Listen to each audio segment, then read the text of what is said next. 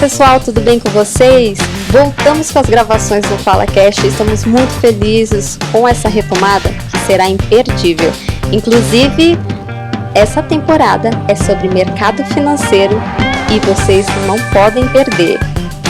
Se você ainda tem dúvida de como investir seu dinheiro, entra no Instagram fala.cash e escreva sua dúvida para perguntarmos aos convidados. E hoje eu trouxe ela, mestre e doutora em finanças e faz recomendações de investimentos para o Itaú, além de ajudar muitas pessoas nas suas redes, que tem mais de 40,6 mil seguidores. É ela, Sabrina Silva. Tudo bem com você? Tudo ótimo, Fabi. Me senti um pouco pressionada de estar na abertura aqui dessa temporada, mas muito feliz pelo convite. Tenho certeza que vai ser um papo muito gostoso.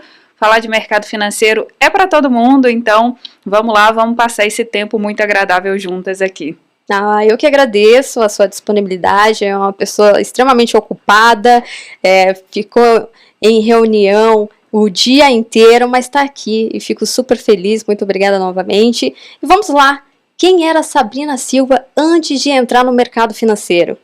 Poxa, é uma pergunta que faz a gente olhar no retrovisor, né? E até interessante, assim, trazendo já um paralelo de investimentos, o investidor, muitas vezes, ele escolhe investimentos olhando para trás, olhando no retrovisor.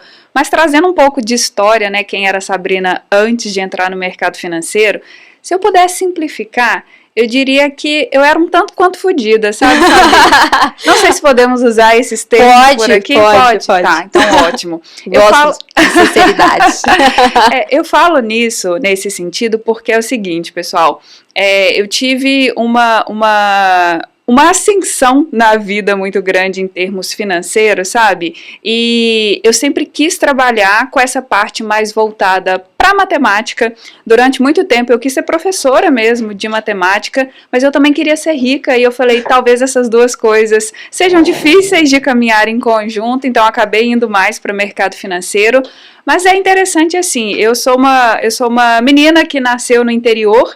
Então, a cidade que eu nasci hoje deve ter uns 7 mil habitantes, então é muito pequenininha, e eu me mudei para a capital de Minas, né, eu sou mineira, daqui a pouco eu solto um ar e eu entrego aqui, mas eu me mudei para Belo Horizonte para fazer faculdade, para começar então nessa jornada do mercado financeiro, mas eu brinco assim que quando antes do mercado eu era uma fodida, porque realmente foi o mercado que mudou minha vida, assim, que eu pude realmente, né, fazer a minha carreira, que ainda está no começo, mas em construção, é algo que eu realmente gosto de fazer, tenho muito prazer, né, em falar de mercado financeiro, aquele desejo lá atrás da Sabrina criança de ser professora, de certa forma ele é realizado, porque eu dou aula nos meus cursos, eu dou aula hoje de pós-graduação, então estou também, né, em sala de aula, no meu próprio trabalho mesmo, tem muito dessa ideia da comunicação, de falar sobre investimentos, então, né, eu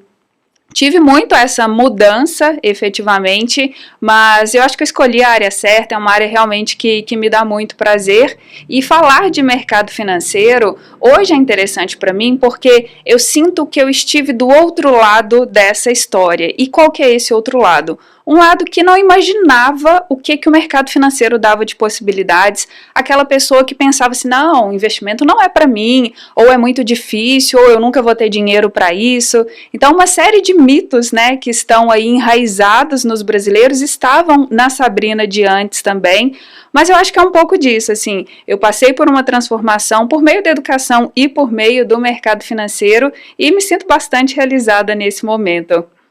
Fico muito feliz com isso, é até engraçado você falar que você queria ser rica. Sim. Isso é engraçado porque eu também sempre falava isso, ainda não cheguei lá, mas eu espero ainda chegar, mas eu lembro um pouco do que você havia me contado antes, que você, eu até olhando também nas suas redes, um pouco da sua história, com 12 anos foi quando você começou a empreender para começar a cobrar os trabalhos da escola. Como que foi isso? Exato. Pois é, essa ideia de quero ser professora e quero ganhar dinheiro. Como que eu vou juntar essas duas coisas? Eu sempre fui muito a nerdzinha da turma, sabe? Aquela Sim. que sentava lá na frente, que passava a cola para os amigos. Então, sempre fui mais esse perfil de aluno. E até porque, Fabi, pessoal, eu entendia que se eu queria ser rica e eu vim de uma família pobre, a minha ideia era educação. Então, assim, o caminho que eu conseguiria isso era educação. Depois eu fui entendendo que existem outras formas em conjunto, né? Não abandonei a ideia da educação, mas ali com 12, 13 anos, como eu era conhecida, até vou colocar na cidade, porque cidade pequena, você é filho de quem? Todo mundo conhece todo mundo. Eu era conhecida realmente assim, por ter mais essa facilidade, talvez em ensinar, em comunicar e ser uma aluna de referência. Alguns pais me procuravam para que eu ensinasse os seus filhos ou ajudasse os seus filhos a fazer o para casa, o dever de casa. Isso com 12 anos? Isso com 12 anos. E eu lembro que eu cobrava R$3 por hora e eu era muito rica com meus R$3 por hora, sabe? E aí eu anotava num caderninho ao final do mês, mandava um bilhetinho com o aluno, olha, fala com a sua mãe que esse mês ela tá me devendo R$18. E aí eu recebia os pagamentos, eu acho que foi meu primeiro emprego, assim, remunerado, e foi muito legal, porque é interessante porque ele marca o início de uma jornada permeada de muita educação mesmo, e essa ideia de ser professora que acabou continuando. E quando você recebia esse dinheiro, o que você fazia com 12 anos? Olha, eu gastava, assim. Eu nunca tive uma mentalidade de poupar, sabe? Então, eu até penso um pouco, olho um pouco em retrospecto, assim, como a minha família sempre teve muito pouco, isso às vezes direciona as pessoas para um sentimento de escassez, de que eu não posso gastar, eu preciso guardar.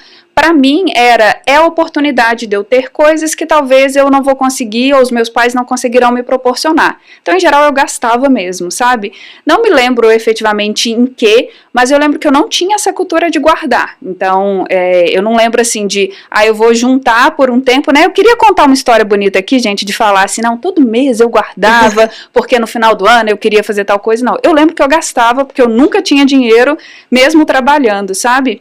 E é interessante que esse ciclo se perpetuou durante algum tempo. Então, para mim, ter a mentalidade da importância de poupar, né, uma frase clichê do mercado de se pagar primeiro, demorou a vir. Então, durante muito tempo, já trabalhando, já ganhando mais, eu ainda não conseguia poupar. E nessa época, realmente, dinheiro entrava, dinheiro saía, não guardava mesmo.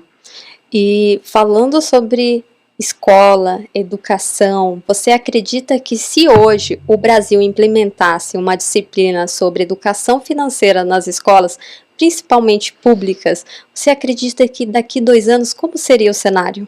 Tá. Essa pergunta é interessante porque eu sou fruto de escola pública. Eu estudei a minha vida inteira, do primeiro momento que você entra na escola até a finalizar o doutorado, em escolas públicas. Então, é um ambiente que realmente foi da minha vivência mesmo. Vamos pensar que nós estamos falando de uma situação ideal em que existem professores capacitados para ministrar essas disciplinas, que hoje está longe de ser uma realidade, mas vamos colocar que sim, nesses 2 anos, temos isso implementado. Eu acredito que é um primeiro momento de mudança. Mas é como se eu acreditasse muito mais num jogo de longo prazo. Eu acho que 2 anos é um tempo relativamente curto para a gente sentir muitos efeitos. Até porque, como eu trouxe para você e para vocês há pouco, para mim 2 anos ainda foi pouco tempo para eu criar uma mentalidade de voltada para a educação financeira mesmo. Claro que eu já tinha essa ciência de que preciso guardar, poupar é importante, eu irei envelhecer, vai ter um momento que eu vou parar de trabalhar, eu preciso realmente ter esse olhar para o longo prazo. Mas a teoria e a prática muitas vezes são diferentes. Então, nesse ponto, hoje implementamos educação financeira gratuita, de qualidade nas escolas públicas. Eu vejo que é um primeiro movimento importante, mas que os maiores efeitos serão sentidos ao longo do tempo, porque até o conhecimento se transformar numa atitude e isso se multiplicar, porque às vezes é ali na escola que o aluno vai ter realmente esse primeiro contato, mas o momento dele colocar em prática vai ser posteriormente, né, quando talvez ele já tenha uma receita, ou quando ele puder levar para os pais isso que ele aprendeu. Então, eu acho que é um ponto positivo, é um ponto necessário, acredito bastante que faz falta, né, essa questão da educação financeira nas escolas, mas mais com um olhar de longo prazo. Acho que no longo prazo, tem uma frase acho que é do Keynes, que é economista, ele fala que no longo prazo estaremos todos mortos, né, que a gente fica muito com essa ideia de longo prazo e longo prazo que nunca chega, mas nesse caso, eu acho que no longo prazo, um pouco mais do que esses 2 anos, os frutos seriam bastante positivos. Ah, com certeza. Eu também sinto falta, eu também sempre trabalhei, eu sempre estudei em escola pública e nunca tive nenhum pouco do básico de educação financeira também, não só nas escolas, mas em casa, porque também minha família sempre foi humilde e eu comecei a ter uma noção, uma básica noção de poupar meu dinheiro, de investir, que ainda eu tenho alguns receios, justamente por não ter esse conhecimento. Tem a internet, porque as pessoas falam, mas tem a internet, como você não sabe? Não é assim, é o seu dinheiro, o pouco que você tem medo de perder, então como investir? E é por isso que eu também trouxe esse tema, essa temporada, para me ajudar também, né? Eu tenho um pouco investido, mas é importante diversificar as carteiras, e depois a gente vai falar sobre isso também. Mas, falando de investimento, qual foi o seu primeiro investimento? E no quê? Eu acho que eu comecei, como a maioria dos brasileiros, poupança. Realmente foi o primeiro investimento. E eu lembro que quando eu passei no vestibular, entrei na UFMG, que é a universidade que eu estudei, para receber uma bolsa que eu acabei conseguindo, um auxílio da universidade, precisava ter conta no banco da universidade, num banco público, e aí sempre quando a bolsa caía, eu ia para tirar, para suprir os meus gastos mesmo, as minhas demandas, e em algum momento um gerente me ofereceu investir na poupança. E aí, assim, foi o primeiro investimento que eu fiz, e eu acho interessante porque isso... Sei lá, eu tô com... Quantos anos que eu tenho, gente? 32. Isso, 32. Talvez eu tivesse 17 anos nessa época. Então, assim, já tem um chão, né, que isso aconteceu. Mas eu estava vendo essa semana, tem uma pesquisa da Ambima, que é o Raio-X do Investidor, que é divulgado todos os anos. O Raio-X do Investidor, que saiu esse ano, mostra que a poupança ainda é a aplicação mais utilizada pelos brasileiros e ela está muito à frente de qualquer outro segundo, terceiro, quarto colocado. Então, assim, poupança, a gente tem um abismo e depois vem as outras aplicações. Então, o que eu quero dizer? Foi o meu primeiro investimento. Acredito que ainda seja o primeiro investimento de muitas pessoas e ainda é o investimento mais predominante no Brasil, o que mostra o quanto nós temos de desafio na educação financeira. Qualquer argumento a favor da poupança, a gente consegue um investimento alternativo que supre isso e acaba entregando mais. Então, se o investidor pensar, por exemplo, mas na poupança eu consigo resgatar a qualquer momento. Tá bom, tem outros investimentos que você faz isso. Mas a poupança é muito segura. Tem outros investimentos tão seguros ou mais seguros do que a poupança. Mas na poupança, então, todo esse a mais na poupança a gente consegue quebrar. Mas eu comecei como um brasileiro comum que começa investindo na poupança. Foi a minha aplicação durante muito tempo. Depois disso, eu fui para o Tesouro Direto, que também, em geral, é o segundo passo, quando não o primeiro, de muitos investidores, e aí já foi uma melhora um tanto quanto significativa, mas é isso, assim, quando a gente vai começar, é difícil a gente começar certo. A maioria das pessoas começa errado no mundo dos investimentos, seja por tomar risco de menos, como é o caso da poupança, que tem alternativas melhores, ou por tomar risco demais. Então, às vezes eu vejo uma pessoa, né, recebo no meu direct lá no mercado financeiro, no Instagram, eu comprei tal criptomoeda, é meu primeiro investimento. Eu fico assim, o que está acontecendo? A gente errou em algum lugar, sabe? Então, tem quem começa tomando risco demais, que também não deixa boas memórias do mercado financeiro. Mas é isso. mas comecei na poupança mesmo.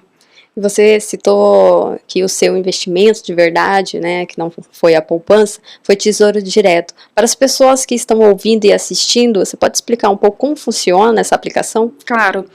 Um primeiro ponto para a gente entender é que o Tesouro Direto é uma aplicação de renda fixa. O que significa uma aplicação de renda fixa? Você vai dispor do seu dinheiro para receber posteriormente, num prazo que foi acordado, uma rentabilidade que você já sabe no momento da contratação.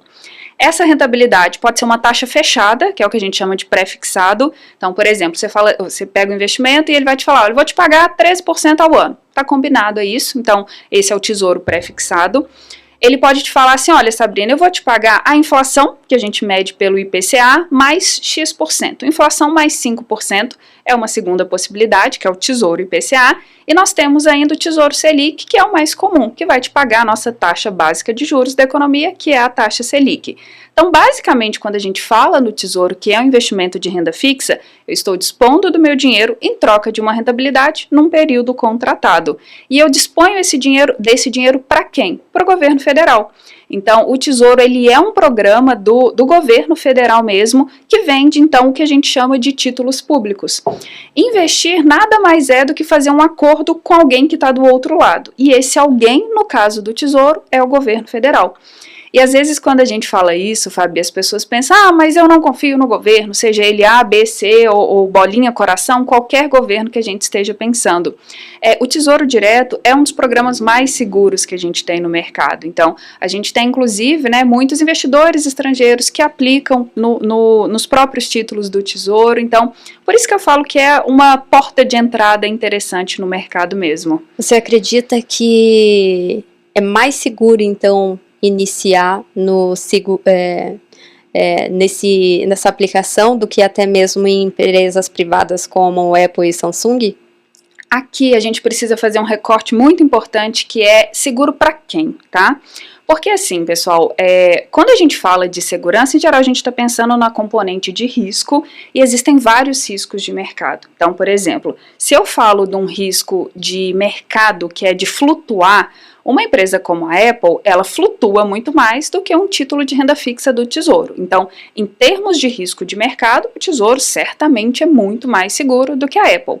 Se a gente for pensar em outros aspectos, como talvez o risco de crédito, o que é o risco de crédito? Estou emprestando meu dinheiro para uma outra parte. E se essa outra parte não me pagar? Isso é o risco de crédito.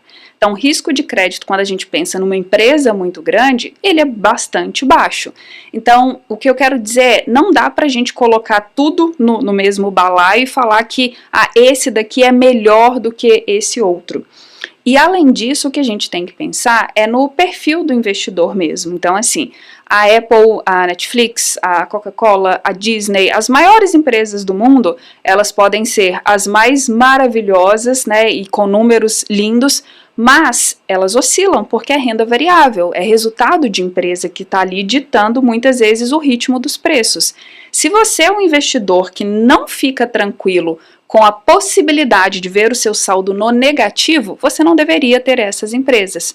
Então, para esse investidor de um perfil mais conservador, talvez até mais moderado, sem dúvida as aplicações de renda fixa são melhores. Mas para o investidor que tem mais apetite ao risco, ele quer ganhar mais e para isso ele topa essas oscilações, a gente pode ter essas empresas, por exemplo, como um melhor investimento. Mas como primeiro investimento em si, eu acho que todo mundo deveria começar pelo que a gente chama de reserva de emergência. Então, às vezes a gente olha e pensa assim, não, eu não preciso de reserva de emergência, só acontece com as outras pessoas, né? Mas todo investidor, toda pessoa que quer começar, eu começaria por essa reserva de emergência mesmo. E como funcionaria essa reserva de emergência? Basicamente, a gente parte do pressuposto que alguma coisa vai dar errado na sua vida em algum momento. Ou várias coisas vão dar errado na sua vida que você vai precisar de um capital. Que capital é esse? Se você não tem dinheiro guardado, você vai precisar tomar um crédito, que a gente sabe que no Brasil os juros são elevados. Então a gente quer ter um dinheiro disponível para que seja utilizado nesses momentos de incerteza. Esse dinheiro é o que a gente chama de reserva de emergência. Por ser um dinheiro que você pode precisar a qualquer momento, que você não sabe que momento é esse, é importante que ele tenha algumas características, como a liquidez. A liquidez eu tenho que poder tirar a qualquer momento. Então, essa é uma característica que não dá para abrir mão na reserva de emergência. Da mesma forma, eu não posso querer tirar o dinheiro e estar no negativo. Então, ele tem que ser um investimento seguro que fica no campo positivo. Então, a segurança é muito importante nesse momento. Então, tem essas características que fazem o investimento ser adequado para aquele capital que você quer deixar ali nos momentos de incerteza. Qual que é o tamanho dessa reserva de emergência? Acaba que muitas vezes a resposta que a gente mais dá no mercado financeiro é depende, mas é porque depende mesmo. Porque pode ser assim, Fabi, uma pessoa, vou colocar um exemplo, ela é um funcionário público, ela não tem filhos, não tem dependentes diretos, tem mais estabilidade na carreira, talvez ela possa ter uma reserva de emergência menor. É uma reserva de emergência que vai ser diferente, por exemplo, talvez de um autônomo que tenha que, por exemplo, contribuir com o plano de saúde dos pais, ou que tenha filhos, que tenha dependentes mesmo, então vai precisar de uma reserva de emergência maior. Eu acho que assim, para a gente começar a conversar, o mundo ideal te diria para ter pelo menos 3 meses do seu custo de vida. Então, se o seu custo de vida é R$1.000, você tem que ter R$3.000 na reserva de emergência. Então, é um bom ponto de partida para quem não começou, para quem está nos escutando. Faça essa conta. Qual que é um valor que me deixaria confortável para pagar as minhas despesas por pelo menos 3 meses? Esse valor deveria ser o valor da reserva de emergência. E aí tem alguns investimentos que são adequados para isso. E quais são os cuidados que devemos ter ao investir a primeira vez? Um primeiro ponto, e até dividindo aqui um pouco com o pessoal de algumas histórias recentes, eu passei por um momento de vários fakes no meu Instagram. Então, assim, várias pessoas mesmo, enfim, copiavam todas as fotos, né, quase clonavam o perfil e entravam em contato com as pessoas por direct, oferecendo promessas de investimentos milagrosas, e pessoas, assim, fizeram transferências, perderam dinheiro nisso mesmo. Então, teve todo um processo realmente para eu conseguir resolver esse problema, e ele veio basicamente com a verificação da conta. Mas por que eu estou trazendo isso? Primeiro cuidado que você tem que ter o seu investimento é no seu CPF. Então, se alguém te abordar e falar assim, olha, transfere um dinheiro aqui para minha conta e aí eu vou investir esse dinheiro para você e te dar uma rentabilidade. Não, seu investimento é no seu CPF. Então, seja na sua conta no banco, na conta na corretora, na instituição no exterior que você for fazer, é no seu CPF. Primeiro cuidado é um cuidado bastante importante esse. Eu acho que um segundo cuidado saiba o que esperar. O que eu quero dizer com isso? Aqui tem um investimento maravilhoso que vai duplicar o seu patrimônio em X dias. Muitas pessoas não sabem o quão isso é irreal no mercado financeiro. E aqui, o que eu trago para as pessoas terem de referência? A gente tem a nossa taxa básica de juros, como se fosse a taxa mãe da nossa economia, que é a taxa Selic. Então, quanto que está a taxa Selic? Seria legal que cada pessoa soubesse quanto está a taxa Selic. No momento que a gente grava esse podcast, ela está 13,25% ao ano. Então, se alguém te aborda e fala que vai dobrar o seu capital, o que é dobrar o capital? 100% de rentabilidade. Você colocou 10, vai virar 20, 100% de rentabilidade. Poxa, a taxa básica de juros, que é a mãe da economia, que serve para guiar os investimentos, está 13,25%. Como é que esse cara, como é que essa operação aqui vai me dar 100% de rentabilidade? Tem algo muito errado aí. Então esse é um ponto importante, saiba o que esperar. E nesse saber o que esperar, ter como referência mínima a taxa básica de juros é um ponto bastante importante. Porque às vezes as pessoas nem sabem isso, né? O que eu espero? O que esse investimento pode me dar? Muitas vezes, assim, eu me peguei pensando, falei, gente, como que alguém cai nesse golpe? Sim, as pessoas caem. Porque é o que a gente falou no começo do nosso episódio. A falta de educação financeira é muito grande. O Brasil é um país analfabeto financeiro mesmo. Então, assim, a gente não tem conhecimentos básicos. Até esses dias estava rolando no Instagram, assisti um Reels de um cara na rua e ele perguntava para as pessoas assim, o que é IPCA? E assim, a maioria não fazia ideia que a gente está falando da inflação, que é algo que afeta a vida delas diariamente. É o preço que você vê mudando no supermercado, é o quanto seu salário compra mais ou menos coisas. Então, a gente não tem o básico. Então, nesse ponto, né, na pergunta do que a gente tem que se atentar, esses pontos da segurança e da expectativa, de realmente saber o que esperar de um investimento. Com certeza. E você disse que a taxa Selic é a mãe, né? Para quem não sabe, o que que é a taxa Selic exatamente, né? O que significa, além da gente ter ela como base? Tá. A sigla não ajuda muito, tem algumas siglas que são bem intuitivas, mas Selic é Sistema Especial de Liquidação e Custódia. Basicamente, todo o país tem uma taxa de juros de referência. A taxa de juros, se a gente for traduzir, ela é o custo do dinheiro. Quanto que esse dinheiro custa aqui? Então, se eu deixo esse dinheiro investido, quanto que eu vou receber? Essa é a ideia da nossa taxa básica de juros. Então, só para traçar um paralelo e para o pessoal entender um pouco melhor, a gente está num momento, por exemplo, que a Argentina, um país vizinho nosso aqui, está com taxa de juros beirando a 90% ao ano. Então significa lá que não vale a pena você deixar dinheiro, porque quando você pensa, esse custo desse dinheiro está muito elevado. Então o dinheiro está caro. Se uma pessoa quer empreender, ela precisa de dinheiro. Um dinheiro custa 90%, então é muito elevado nesse sentido.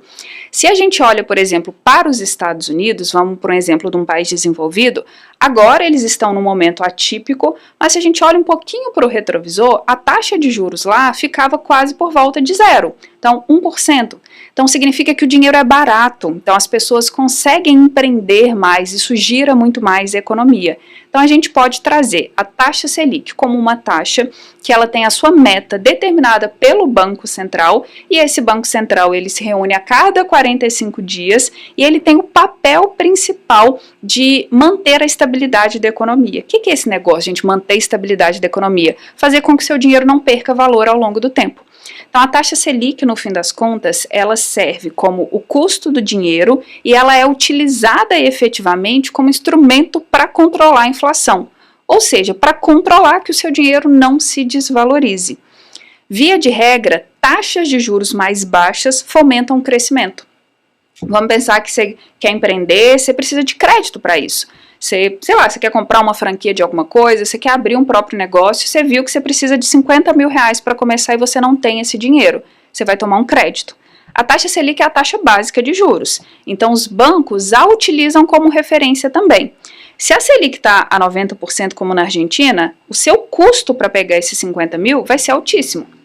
Se você está nos Estados Unidos, você quer empreender com esses mesmos 50 mil e a taxa de juros lá é zero, é muito mais fácil para você ter acesso ao dinheiro. Então, o dinheiro está mais barato. Então, eu acho que o que o investidor, quem está nos acompanhando, pode deixar no radar é um pouco disso. Ela é uma taxa determinada pelo governo.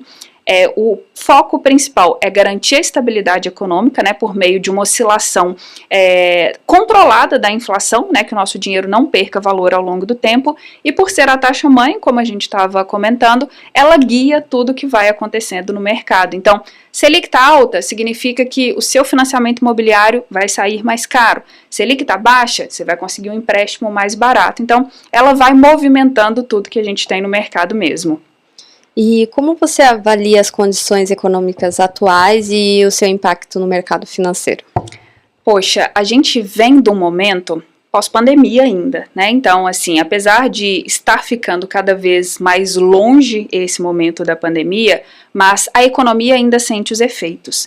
Por quê? Então, olhando para um pouco no retrovisor, a gente teve um momento, aqui só um recorte para o pessoal, vou trazer o aspecto econômico da pandemia, né? Então, todos os demais aspectos, né, de vidas e tudo mais, a gente já sentiu, a gente, né, sabe o quanto foi negativo, mas do ponto de vista econômico mesmo, foram um momento que as pessoas perderam seus empregos, foram um momento que as pessoas estavam em casa e isso significou que várias instituições, vários negócios, a padaria ali da esquina quebrou efetivamente, então foi um momento muito difícil da economia.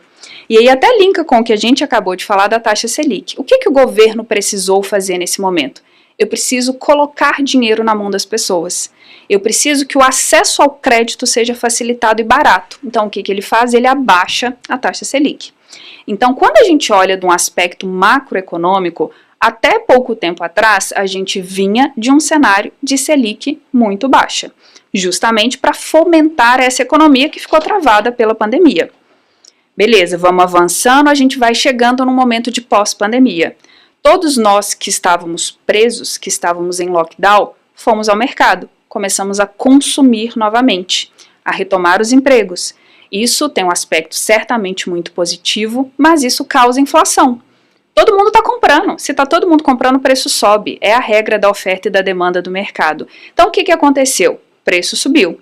E aí entra a Selic de novo. O governo fala, poxa, eu não posso deixar esse preço disparar. Eu preciso controlar essa oscilação. Então, o que ele faz? Sobe a Selic. Isso aconteceu no mundo inteiro. Isso ainda acontece nos Estados Unidos, que ainda estão subindo juros. Isso acontece muito na Europa, que ainda está subindo juros. O Banco Central Europeu segue lá aumentando a taxa básica deles. Isso aconteceu na China. A China, pessoal, assim, eu não sei o quanto as pessoas acompanharam os momentos distintos da economia e da pandemia no mundo. Até dezembro de 2022, a China estava em lockdown. Então, aqui a gente já tinha retomado a normalidade das nossas vidas, né, o famoso novo normal, mas a China ainda estava fechada. Então, assim, todos os países, mesmo que em momentos diferentes, tiveram esse cenário de pandemia, juros baixos. Pós-pandemia, pessoas consumindo, inflação no talo. Nenhum país quer inflação no talo. O Banco Central de qualquer país tem a finalidade de garantir uma estabilidade da inflação e aí juros subindo. Então, quando a gente olha agora para o cenário econômico, é um cenário de juros alto. Alguns países, como o Brasil, já começaram a cortar esses juros, que a gente não precisa e não deve manter os juros elevados sem necessidade, porque, como a gente conversou, ele trava a economia. Então, é um momento que, quando a gente pega tudo isso e olha para os investimentos, as aplicações mais conservadoras, em geral, elas estão mais interessantes. Porque significa, por exemplo, como a Selic aqui no Brasil de 13,25, que no investimento mais seguro que a gente tem, que é o Tesouro Selic, você ganha 13,25. Então, muitas vezes o investidor pensa assim, por que eu vou para a Bolsa de Valores? Por que eu vou tomar risco, sendo que no investimento seguro eu tenho esse nível alto de rentabilidade? É diferente do que acontecia na pandemia, que a Selic estava 2%. A gente chegou numa taxa mínima de 2% ao ano de Selic. Então, se eu deixasse meu dinheiro ali, eu ganhava 2% ao ano. Então, eu tinha 100, depois de um ano eu tinha 102. Era muito pouco, então eu precisava tomar risco. Então, em síntese, assim, o que a gente vê de cenário é justamente isso. Um momento em que os bancos centrais pelo mundo como um todo seguem buscando controlar a inflação. Isso é feito através das taxas básicas de juros e, em geral, como elas ainda estão altas, as aplicações em renda fixa hoje são ainda as mais buscadas pelos investidores. E como você se mantém atualizada sobre as tendências do mercado financeiro?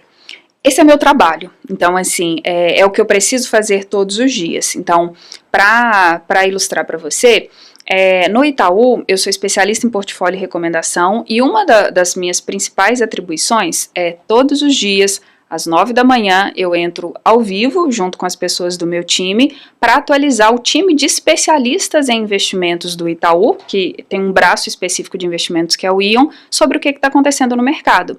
Então eu começo o meu dia falando de mercado, falando, olha, ontem a gente teve tal coisa acontecendo na China, o petróleo aconteceu, enfim, alguma coisa com o preço. Hoje, no mercado, a gente está abrindo com o Bitcoin caindo. Hoje, na agenda, vai ter, por exemplo, o avançar do arcabouço fiscal. Então, o meu trabalho é justamente me manter atualizada sobre o que está acontecendo no mercado.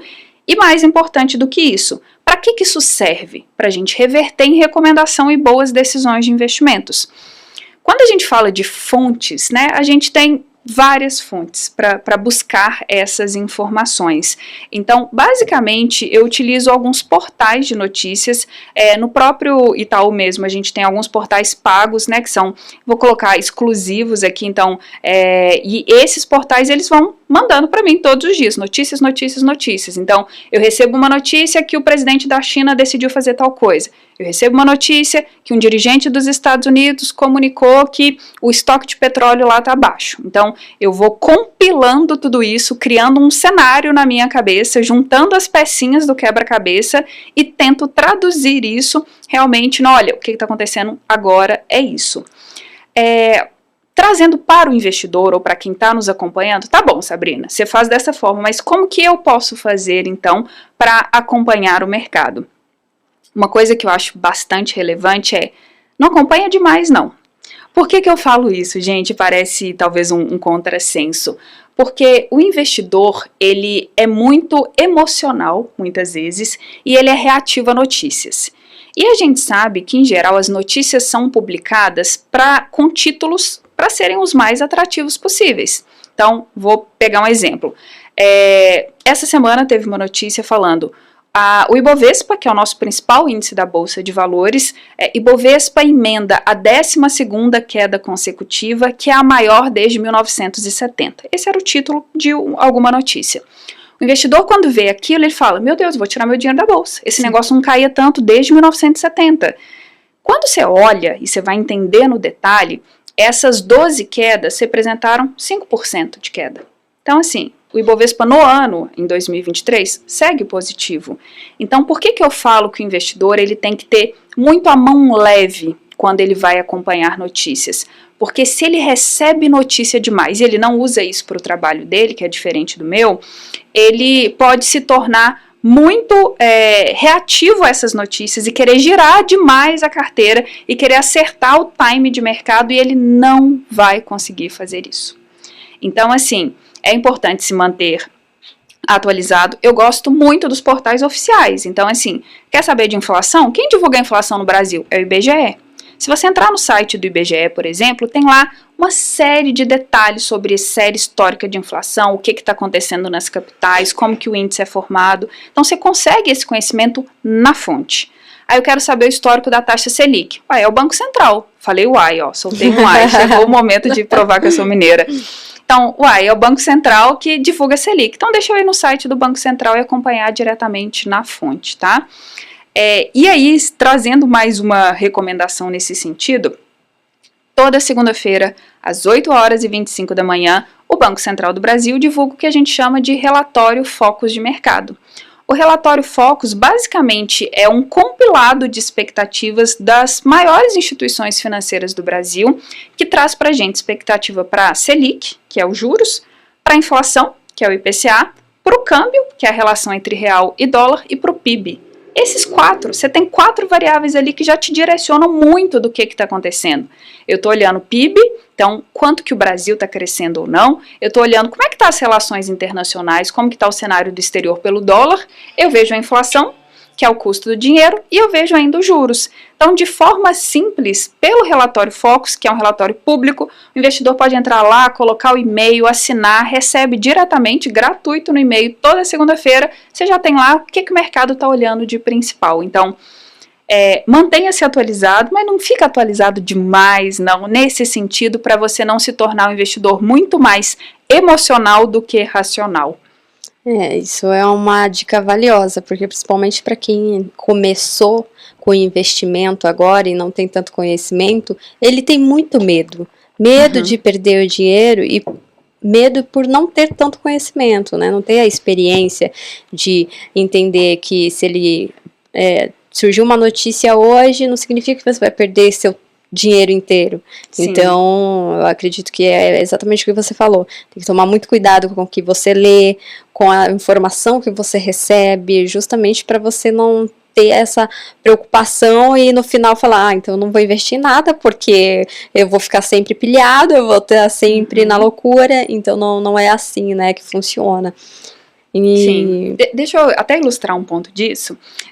A Bolsa de Valores aqui no Brasil, no mundo como um todo, mas trazendo aqui, ela tem um mecanismo que chama Circuit Breaker, que é basicamente o seguinte: a Bolsa para e fala com o investidor, pensa, você não está sendo racional, para um pouquinho e pensa, senão você vai perder dinheiro. O que significa isso?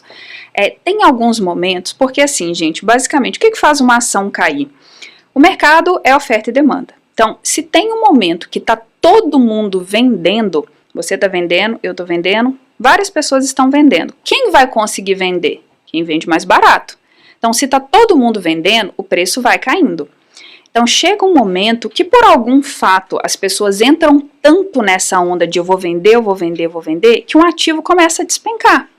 E aí a nossa bolsa ativa esse mecanismo, tem alguns percentuais. Então, por exemplo, ela vai falar assim, se esse ativo cair no dia 10%, eu travo, eu paro as negociações, porque vocês não estão sendo racionais. Então tem muito isso, né, do investidor muitas vezes, como você estava trazendo pra gente. Ele tem muito medo de perder dinheiro, mas por esse medo de perder dinheiro, muitas vezes ele sai no momento errado de mercado. Ele deixa, né, esse emocional tomar conta, e aí por isso já ser um comportamento mapeado, a própria bolsa já tem esses mecanismos de proteção. É muito comum o investidor, ele trazendo, né, do viés de bolsa, ele comprar quando está caro, ele espera todo mundo comprar, aí ele decide comprar também, porque a gente se sente mais confortável em agir em conjunto. A gente se sente mais confortável em errar em conjunto. Então, se está todo mundo comprando, eu vou comprar também. Só que quando todo mundo compra, o preço já subiu. Então, você comprou no topo. E aí começa todo mundo vender. Aí você, muitas vezes, o investidor, ele se torna torcedor, ele não vai voltar, ele vai voltar, ele já está acendendo uma vela, ele já está praticando a fé dele para que aquele investimento volte. E ele fica segurando, o negócio está caindo, aí ele decide vender lá embaixo. Então, assim, cuidem do emocional quando a gente pensa nos investimentos, isso é um ponto bastante relevante e tem que ter respeito ao seu dinheiro mesmo, sabe? Assim, eu entendo e é muito justificável o medo de perder que vem pelo desconhecido, mas com o gerenciamento de risco e com uma aplicação adequada ao seu perfil, esse medo pode ficar um tanto quanto como coadjuvante, porque você vai conseguir bons resultados no mercado.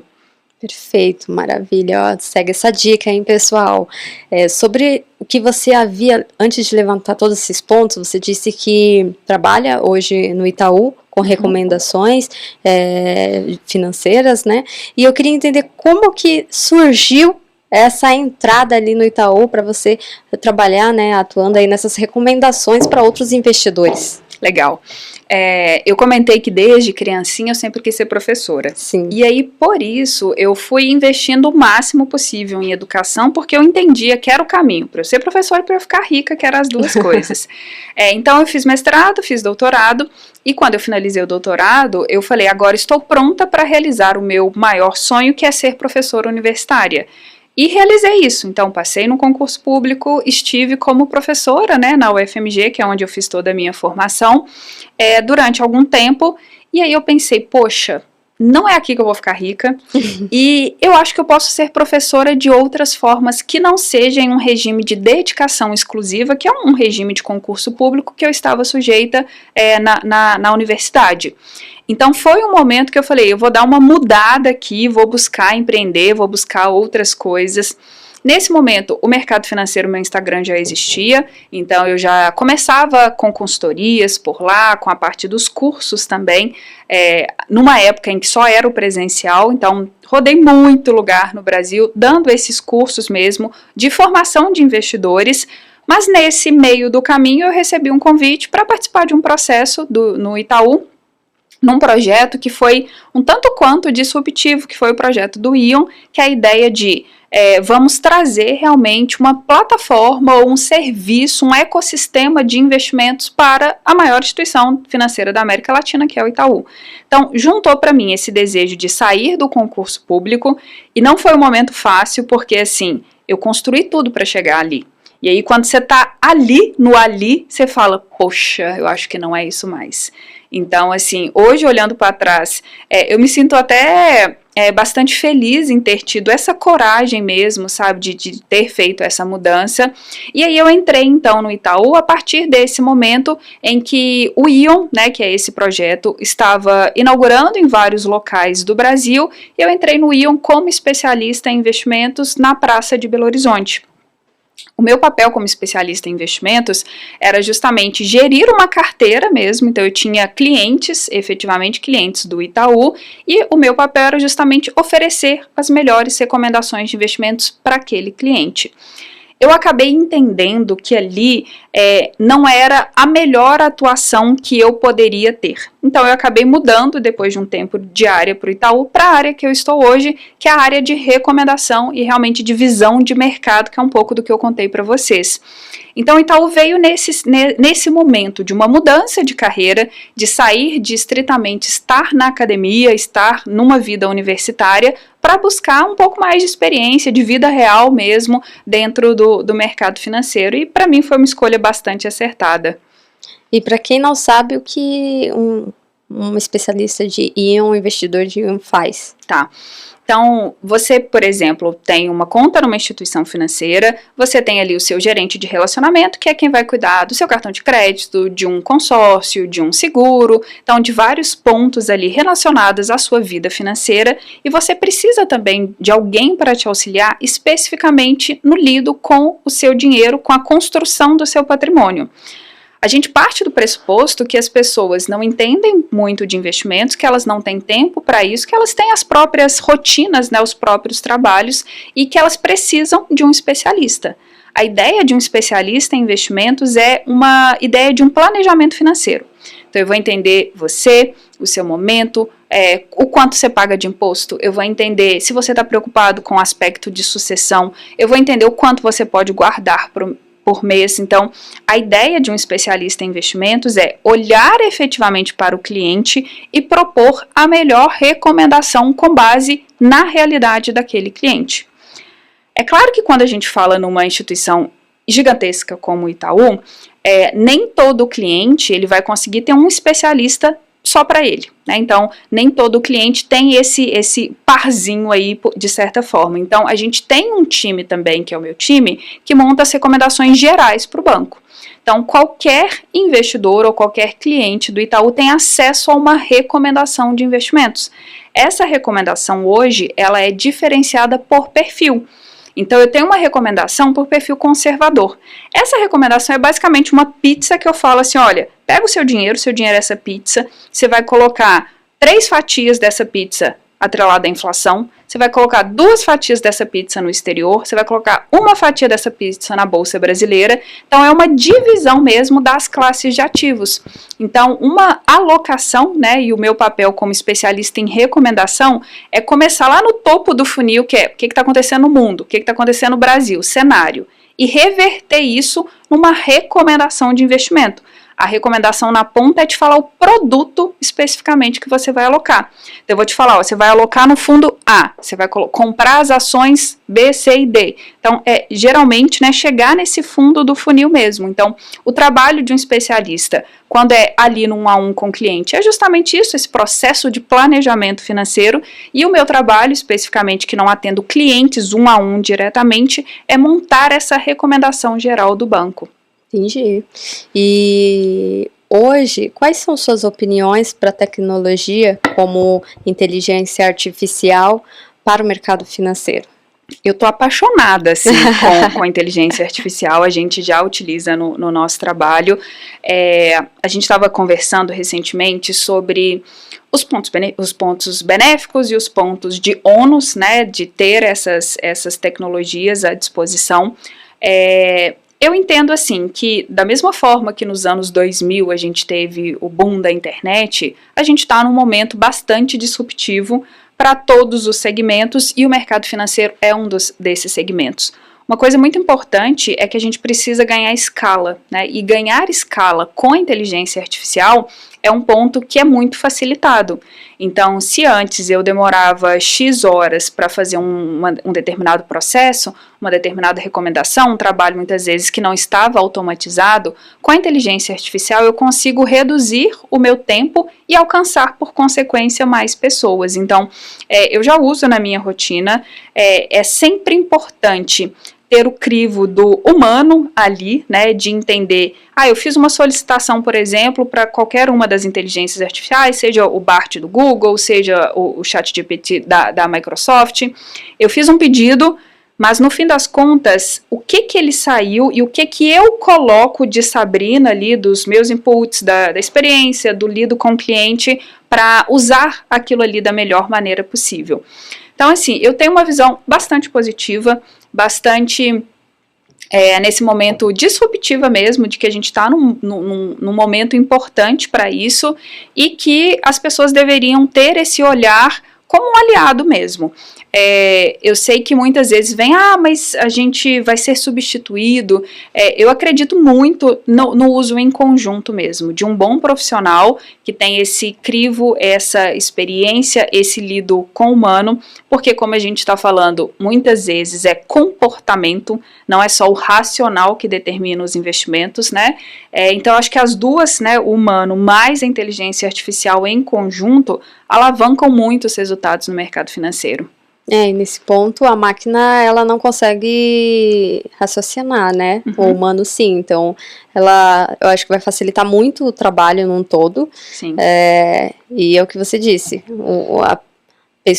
Nós, humanos, tem a capacidade de imaginar e pensar como que poderia tal estratégia com essa facilidade que a máquina vai nos trazer. Então, eu acredito que isso também seja algo muito bom, assim, principalmente focado aí no mercado financeiro. Eu queria saber o que te inspirou a criar o seu Instagram, que hoje você ajuda muitas pessoas, isso é super legal, né, com esse foco mesmo de ajudar as pessoas a entender como funciona o investimento, a iniciar. Então, o que te inspirou, além de querer ser professora e ser rica? É um bom ponto de partida. Foi uma criação até então despretensiosa. Eu estava comentando com você antes, assim, o meu arroba é talvez um dos mais fáceis, porque é arroba mercado financeiro. E muitas vezes eu recebo a pergunta, como que você conseguiu esse arroba? É aquela velha história, eu cheguei quando tudo era mato. Então, assim, era realmente um momento muito inicial ainda, né, de mídias sociais como um todo. Nesse momento eu estava no mestrado, e eu via o quanto as pessoas ao meu redor não entendiam nada de investimentos, nada mesmo. Era ainda uma briga muito grande para conseguir pagar o cartão de crédito em dia, para todo mês as pessoas não estarem endividadas no cheque especial, para não tomarem crédito um atrás do outro. Mas isso você fala ao seu redor familiar, amigos? Eu acho que num olhar de todo o ambiente que eu estivesse, sabe? Familiares, amigos, nessa época também já alunos, colegas de trabalho. Então, assim, o olhar como um todo era muito um olhar de que esse negócio aqui tá um caos. E aí eu fui de forma despretensiosa mesmo, falei, eu acho que eu vou começar a compartilhar algum tipo de conhecimento sobre isso. Então eu via muito essa necessidade de, caramba, esse negócio que eu aprendi aqui é legal, eu acho que mais pessoas poderiam saber disso. E ele surgiu justamente nesse intuito, e eu comecei dessa forma, compartilhando coisas simples. Ele veio então de um diagnóstico de uma dor de mercado, que era justamente essa dor da falta da educação financeira. Mas o que eu percebia também, Fabi, é que não bastava ter quem falasse de finanças ou de investimentos. Tinha que conectar com quem estava do outro lado. Ninguém acorda achando, nossa, que delícia aprender sobre inflação. Não é assim que a vida funciona. Então, a minha proposta era tentar descomplicar também, mantendo, de certa forma, a seriedade do assunto, que deve ser tratado, né, de forma séria, mas de uma maneira simples, de uma maneira que as pessoas entendessem que quando a gente está falando de dinheiro, a gente está falando da vida delas, de buscar melhores resultados, proporcionar mais coisas, mais realização de sonhos. Então, foi um pouco disso, desse desejo realmente de, a partir de um diagnóstico que as coisas aqui estão todas bagunçadas, como que a partir do conhecimento que eu tenho, eu posso tentar ajudar a multiplicar isso. E eu coloco assim, eu sempre fui muito sonhadora no sentido de, cara, eu tô numa universidade pública, sabe? A sociedade inteira tá aqui pagando para eu estudar. Então, o que eu posso fazer para contribuir, sabe? Como que eu posso melhorar um pouquinho ali? E eu sempre acreditei muito nisso, assim. Eu vou melhorar o que está sob meu controle, que é o meu ciclo aqui em volta, sabe? Então, assim, não é uma pretensão de, eu vou mudar o país com a educação financeira, mas se eu posso mudar as 10 pessoas que convivem comigo, eu vou começar por ali. Então, o Instagram veio desse desejo mesmo. Acaba que ao longo do tempo ele foi se profissionalizando, hoje ele é um CNPJ, né, então assim, é uma empresa, nós temos funcionários, então tem pessoas que estão ali comigo, acabou criando realmente, né, uma identidade, uma marca, uma referência, mas veio disso, desse começo mesmo de uma dor e eu tentando contribuir da forma que eu podia em resolver essa dor. Nossa, que incrível! E falando nisso, Tem alguma história inusitada que algum seguidor escreveu para você e falou, olha, eu comecei a investir nisso por conta de você, olha o que eu realizei, algo assim que você, nos primeiros momentos, né, que encheu de orgulho? Como que você tem alguma história assim? É interessante porque muitas vezes a gente não tem noção do impacto. Exato. A gente não tem noção mesmo, sabe? Então, quando essas histórias chegam, eu fico assim, caramba, é real mesmo, sabe? Então, aquele desejo lá atrás de ajudar as pessoas está sendo tangibilizado ali. Então, eu recebo ainda hoje várias mensagens de mulheres falando de ser mulher no mercado financeiro, de conseguir encarar isso como uma profissão mesmo, sabe? Então, esse é um ponto que para mim é muito positivo. A gente sabe que ainda é um ambiente dominado, na sua maioria, por homens, então a gente precisa, por vários momentos, se provar, mostrar autoridade, mostrar o conhecimento. Então, eu recebo muitos feedbacks positivos nesse sentido de, Sabrina, olha, que legal saber que você conseguiu um espaço aí, eu quero conseguir esse espaço também. E de muitas pessoas que, acompanhando um pouco do meu caso, no sentido de, realmente, como eu coloquei, eu comecei sendo bem fodida mesmo, gente. E assim, à medida que as coisas foram melhorando, as pessoas vão se espelhando de certa forma, no sentido de, é possível também. E isso, né, acaba motivando para que elas também façam por elas mesmas o que eu consegui fazer por mim. Então, assim, tem alguns casos. Tem um caso mais recente também de uma menina, a Carolina, uma mulher, a Carolina, que ela começou a me acompanhar, ela tinha muita dificuldade em realmente organizar as finanças, é uma pessoa que ganha bem, e a Carol falava comigo, falou, Sabrina, eu ganho bem, eu não consigo guardar. E isso, gente, é muito comum, assim, eu costumo falar, com R$3, como eu comentei com vocês, eu era muito rica, eu tinha dinheiro pra caramba, e aí quando eu entrei na universidade, a minha primeira bolsa era de R$300, e eu também tinha muito dinheiro com R$300, e aí eu fui aumentando o meu padrão de vida, e muitas vezes eu fui vendo, poxa, eu ganhava 300, tá bom, não conseguia guardar, mas agora eu ganho 1.000, também não consigo guardar, eu ganho 1.500, eu não consigo guardar, falei, o que está acontecendo? Então o caso da Carolina foi um caso muito nesse sentido de, eu ganho bem, mas ainda assim eu não consigo ter o mínimo de organização financeira, e ela tinha um desejo muito grande de mudar para o Canadá. E aí ela me mandou mensagem esses dias falando que, eu consegui pagar todo o meu processo de imigração, porque desde aquele momento lá atrás que eu te conheci, eu comecei a juntar e fui acompanhando as suas dicas, e aí ela me mandou o print, né, do visto canadense que ela tinha conseguido, então foi muito legal, assim, ver que ela fez por ela algo que antes era inimaginável, que era um projeto, e ela falou, poxa, consegui realmente, sabe? Então são casos nesse sentido, de pessoas que, por mérito delas, por iniciativa delas, mas muitas vezes faltava um clique, faltava um toque, faltava um pouco disso, é possível, elas mudaram algum tipo de comportamento e a partir disso, né, estão colhendo bons frutos aí através dos investimentos.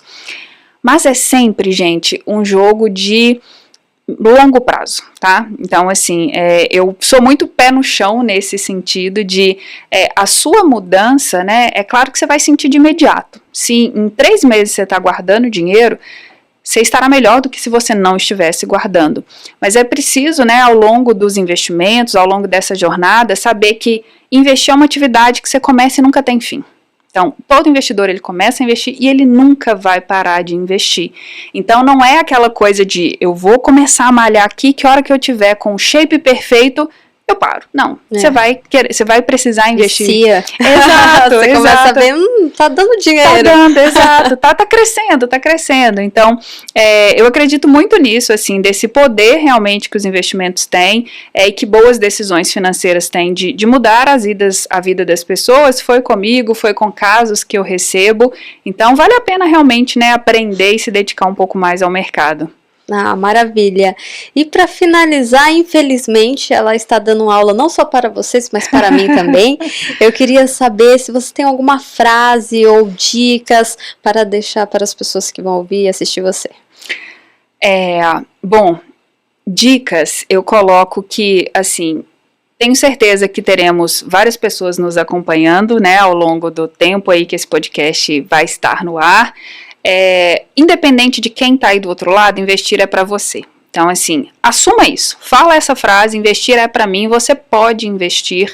É claro, pessoal, que assim, eu tenho muito uma noção de realidade de que a pessoa que ganha um salário mínimo num país que tem um custo de vida como o nosso, para ela vai ser muito mais difícil ela pensar em investir, em montar reserva de emergência e uma série de outras questões. Mas hoje o mercado financeiro ele é muito acessível. A gente tem investimentos a partir de R$1, investimentos seguros com boas rentabilidades. Então pense nisso assim. Muitas vezes a gente negligencia e tem ideias erradas sobre dinheiro, tá? A gente aprendeu muita coisa errada sobre dinheiro, que dinheiro é sujo, que dinheiro que as pessoas que têm dinheiro não são boas pessoas. Eu sempre gosto de trazer uma perspectiva para o pessoal e pensem nisso, gente, o dinheiro não é o fim, ele é o meio. Quando você pensa assim, né, fica meio filosófica essa parte, tá? Então, quando você pensa assim, o que é felicidade para mim? Então, cada um vai elencar os seus motivos de felicidade. Isso pode significar, eu sou muito feliz quando eu viajo. Eu sou muito feliz quando eu vejo que meus filhos estão felizes. Eu sou muito feliz quando eu vejo que realmente eu tenho uma boa casa para eu morar, que eu posso prover uma segurança financeira, um plano de saúde para os meus pais. Cada pessoa vai ter o seu ranking de felicidade. Mas em todas elas, o dinheiro é um meio para proporcionar isso. Então, a gente pensa em investimentos não para eu olhar na minha conta e falar, tem 1 milhão, que coisa linda. Mas é o que esse dinheiro pode proporcionar. Então, ele pode proporcionar a liberdade, por exemplo, para eu escolher trabalhar com o que eu gosto. Ele pode proporcionar a liberdade, por exemplo, para, num caso de emergência, eu poder ajudar um familiar. E, no fim das contas, muitas vezes isso é a felicidade. Então, pensem, né, no dinheiro como um meio, não como um fim, e incorporem isso, que investir é para você. Comece de onde você está, com as condições que você tem, com o que você pode fazer hoje. Eu sei que muitas vezes a gente, 13º quando chegar eu invisto. Mas quando o céu se alinhar, eu invisto. Então comece, né, do jeito que você pode hoje, e é isso, comece e não pare mais. Eu não vou lembrar a frase de cor, tá? Mas a ideia de uma frase do Darwin é que ele fala que quem vai se dar melhor no fim das contas é aquele que melhor se adapta. E aí no mercado financeiro é importante a gente ter essa flexibilidade, não ser tão rígido.